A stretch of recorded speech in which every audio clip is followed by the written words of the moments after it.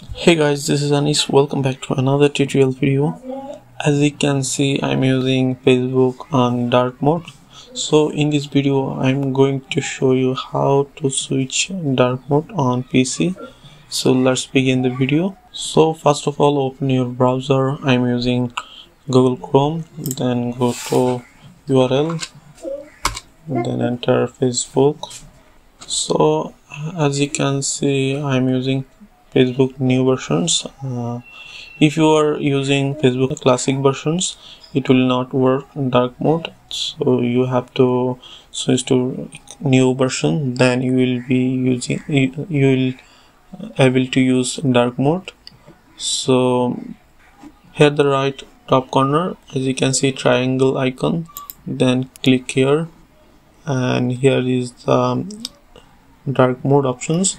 Then just click here, and as you can see, it switches it to dark mode. So that's all. It's pretty simple. And so if this video did helpful, please thumbs up and subscribe my channel to get new update. See you next.